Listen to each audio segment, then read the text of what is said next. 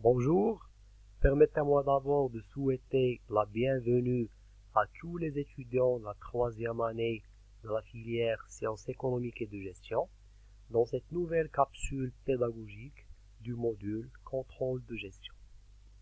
Nous allons à présent aborder le deuxième chapitre du cours de contrôle de gestion relatif à la gestion prévisionnelle.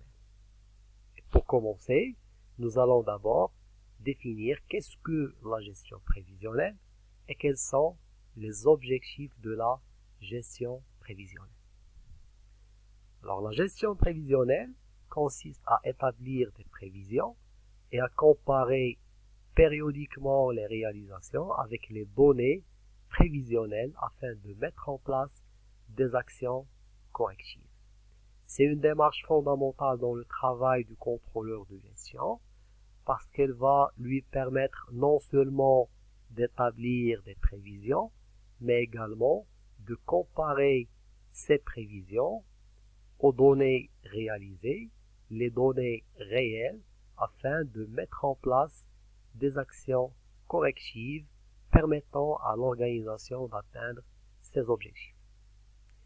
Il faut savoir également que la gestion prévisionnelle comporte, en plus de la définition des objectifs à atteindre, les moyens à mettre en œuvre ou bien les ressources à allouer aux différents centres fonctionnels, afin bien sûr d'aboutir aux objectifs escomptés par la direction générale. La gestion prévisionnelle va se décliner en fonction de son horizon temporel. Alors là, on parle d'un plan stratégique lorsque les prévisions seront établies sur le long terme, c'est-à-dire sur une durée supérieure ou égale à 5 ans. On parle également d'un plan opérationnel qui va constituer des prévisions constituées sur le moyen terme, c'est-à-dire entre 2 et 4 ans. Ensuite, il y a également ce qu'on appelle les budgets, ou bien le principe de budgétisation que nous allons traiter par la suite, à savoir des prévisions qui sont établies sur le court terme, c'est-à-dire sur une durée d'1 an. Enfin, on parle de tableau de bord lorsque les prévisions sont établies à très court terme, c'est-à-dire sur un horizon qui est inférieur à 1 an. Pour ce qui est de la gestion prévisionnelle, les objectifs de la gestion prévisionnelle, alors il faut savoir que la gestion prévisionnelle permet de traduire concrètement les objectifs stratégiques fixés par la direction.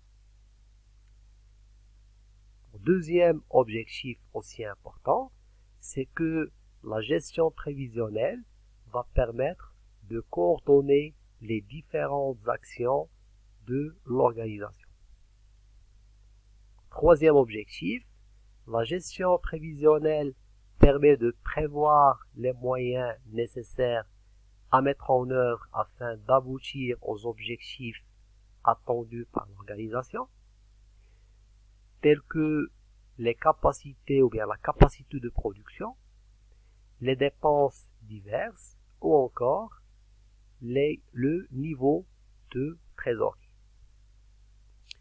Un objectif aussi important, c'est que la gestion prévisionnelle va permettre de faire des choix entre plusieurs hypothèses ou bien entre plusieurs scénarios possibles.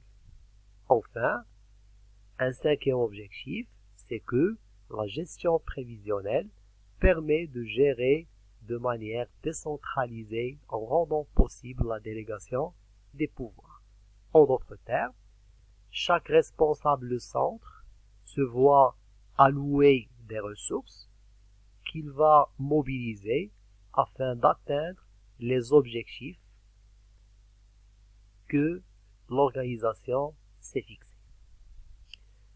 Alors après avoir expliqué le principe de la gestion prévisionnelle, je vous invite pour une deuxième capsule pédagogique afin d'expliquer la budgétisation et son principe.